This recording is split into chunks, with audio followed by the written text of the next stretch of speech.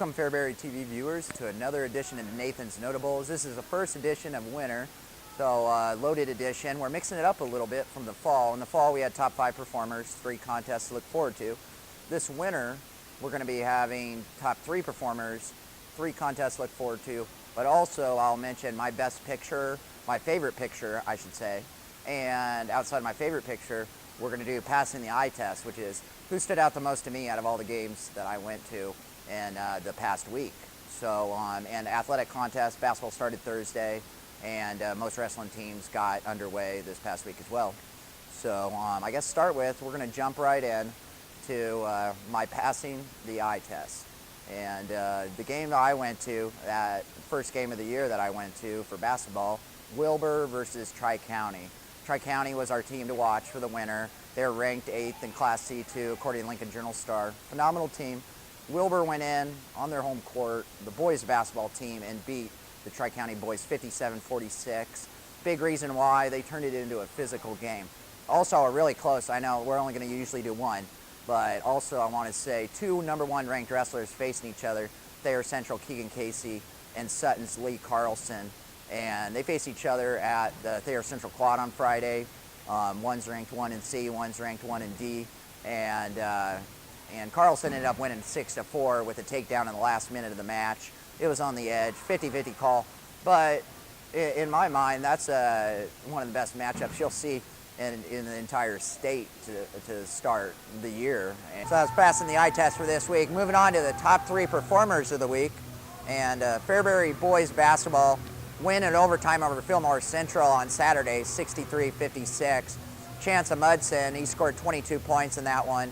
Fairbury, they actually gave up a 4th quarter lead to go into overtime and rebounded to get the win. And great win for them, and they had a phenomenal win over Superior last night.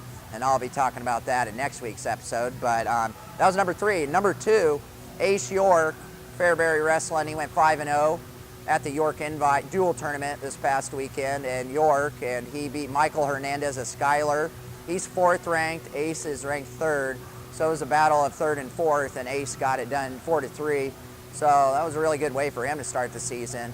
And Seth Vermonic went 4-1, but Ace was a lone undefeated wrestler. Great performance to start the season for him. And also number 1 is the Lierman Sisters. I apologize on that now. And they set the school record together in the 200 medley relay. And that time that they got, 157.17, I believe, got them an automatic qualification mark to start the season. So phenomenal. You figure swimming's something you get in shape as the season goes.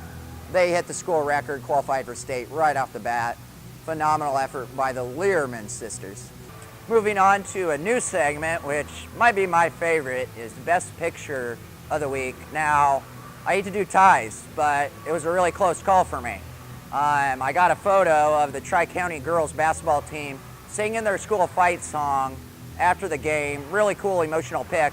And the funny thing is they were the ones to actually start the fight song, and then the students joined in with them versus the students starting it and then them. So they went over to the student section and started it. I thought that was pretty neat and kind of took advantage of the opportunity. I got up there, got a picture on the stands. And then the other one is a popular photo on Facebook is Cooper, Casey, and Keegan Casey together.